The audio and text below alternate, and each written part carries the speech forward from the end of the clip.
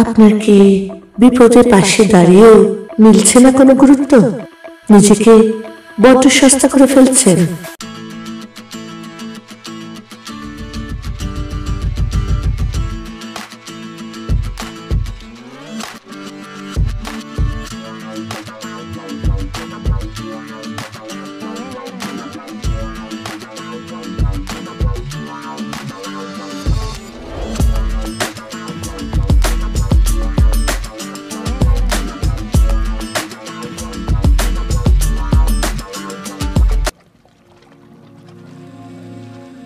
Self help বা নিজেকে সাহায্য করা।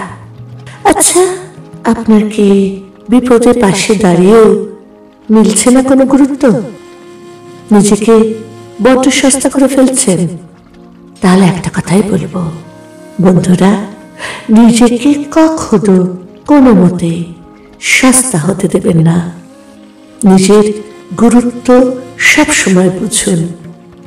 নিজের গুরুত্ব বুঝে জীবনে এগিয়ে যান।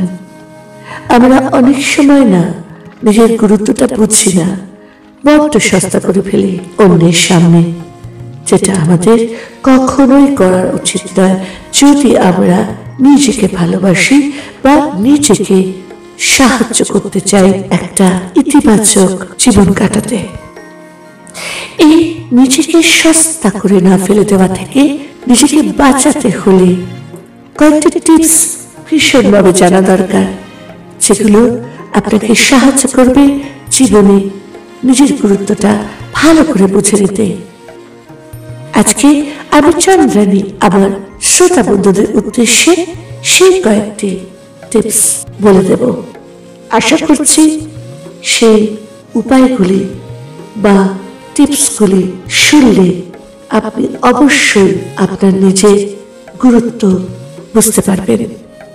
আজকে আপনাদের 10টি টিপস দেব, যেগুলো আপনাকে সাহায্য করবে এগোতে নিজের গুরুত্ব বুঝে। সর্বপ্রথম যে উপায়টি, সেটি হলো বিপদে আপদে পাশে থাকাই বন্ধুত্বের পরিচয়। যে কোনো উপায়ে প্রিয়জনের পাশে থাকাই লক্ষ্য হয় আমাদের, কিন্তু অনেক সময় একটু বাড়াবাড়ি করে ফেলি আমরা। তাতে কখনো কখনো নিজের ইচ্ছে চাপিয়ে দিই অন্যের উপর। এতে আসলে হিতে বিপরীত হয়। সামনের জন আমাদের এই বাড়াবাড়িতে দম বন্ধ বোধ করেন। আমরা নিজেরাও শান্তিতে থাকি না, কিন্তু সারাক্ষণ চিন্তা তাড়া করে বেড়ায়। আবার সামনের জন প্রতিক্রিয়া জানালে আহতও হই। তাই কোথায় স্বাভাবিক এবং বাড়াবাড়ির মধ্যে পার্থক্য জানাটা ভীষণ দরকার। সেই পার্থক্যটা আমাদের স্থির করতে হবে। দ্বিতীয় উপায়, বেশি দরদ দেখাতে গেলে নিজের মানসিক স্থিতাবস্থা বিঘ্নিত হয়। নিজেকে ভালো রাখা সবচেয়ে জরুরি, তাই কাউকে অস্থির দেখলে নিজেকে বিলিয়ে দেওয়ার চেয়ে সীমারেখা নির্ধারণ করা জরুরি। তৃতীয়, বিপদের সময় হয়তো আপনাকে প্রয়োজন পড়ল কারণ, কিন্তু কাজ মিটে গেলে আর তেমন গুরুত্ব দিতে দেখা যায় না। কারণ এই ধরনের মানুষরা আত্মকেন্দ্রিক হন। তাই কার প্রতি আবেগ দেখাচ্ছেন সেটা আগে ভেবে দেখা উচিত আমাদের। চতুর্থ, পৃথিবীর সবকিছু আপনার পক্ষে নিয়ন্ত্রণ করা সম্ভব নয়। সবকিছু মনের মতন হবে এমনটাও নয়। তাই সবকিছু নিয়ন্ত্রণ করতে যাবেন না, বরং যেটুকু আপনার জীবনের গুরুত্ব রাখে তার উপরে নজর দিন। পঞ্চম, অন্য কেউ নয়, নিজের গুরুত্ব নিজে বুঝুন। আত্মবিশ্বাসকে তাল খেতে দেবেন না। বাইরের কেউ আপনার মূল্য নির্ধারণ করে দেবেন এমনটা হতে দেবেন না। নিজেকে সম্মান করতে হবে আপনাকে, তাই নিজেকে সম্মান করতে শিখুন। 6 নম্বর, আবেগ নিয়ন্ত্রণ করতে শিখুন। কাউকে বেশি গুরুত্ব দিয়ে ফেলছেন না তো? প্রশ্ন করুন নিজেকে। নিজের ভালো লাগে এমন কাজ করুন। অন্যকে খুশি করার দায়িত্ব আপনার নয়। সপ্তম বা 7 নম্বর টিপস, নিজের যোগ্যতা নিয়ে সন্দেহ রাখবেন না মনে, বরং ছোট ছোট চাওয়া পাওয়াগুলোকে উদযাপন করুন। নেতিবাচক চিন্তা আনবেন না মনে।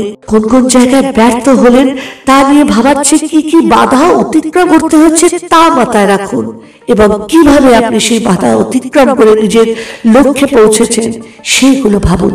দেখবেন নিজে থেকেই মনটা ইতিবাচক হয়ে যাচ্ছে। অষ্টম বা 8 নম্বর টিপস, সবকিছু ধরে রাখতে পারবেন না আপনি, যতই চেষ্টা করুন না কেন কিছু না কিছু হাত থেকে ফসকে যাবে, তাই ছেড়ে দিতে শিখতে হবে। তা নিয়ে আফসোস রাখলে চলবে না মনে। 9 নম্বর, আপনি হয়তো কারোর জন্য দুশ্চিন্তায় সারা হচ্ছেন, কিন্তু সেই ব্যক্তির কোনো ভ্রুক্ষেপই নেই। এমন মানুষের পিছনে সময় নষ্ট করবেন না। যিনি নিজেকে সাহায্য করতে পারেন না, তিনি আপনার কাছ থেকে সাহায্য পেলেও সামলে উঠতে পারবেন না। তাই নিজেকে এত বেশি ভাবে অন্যের দুশ্চিন্তায় চিন্তামগ্ন করা থেকে দূরে রাখুন। আর 10 নম্বর টিপস বা উপায় হলো, নিজেকে ভালোবাসার জন্য চেষ্টা করুন প্রতিদিন। নিজেকে ভালোবাসুন। যদি আপনি নিজেকে ভালোবাসেন তাহলে আপনি কখনোই নিজেকে অন্যের সামনে সস্তা হতে দিতে পারবেনই না। নিজের গুরুত্ব নিজে সব সময় বুঝবেন যদি আপনি নিজেকে ভালোবাসেন। তাহলে অবশ্যই আজ থেকে, এই মুহূর্ত থেকে নিজেকে ভালোবাসুন। নিজেকে ভালোবাসা মোটেও দোষের নয়, তাই নিজেকে ভালোবাসতে শিখুন নিজের গুরুত্ব বোঝার জন্য। আশা করছি আমি আমার সকল শ্রোতা বন্ধুদের আজকে আমার এই দেওয়া উপায়গুলির মাধ্যমে বোঝাতে পারলাম যে কি করে নিজেকে গুরুত্ব দেওয়া শিখবেন আর সঠিক পথে চলবেন। অবশ্যই ভালো থাকবেন, সুস্থ থাকবেন সবাই।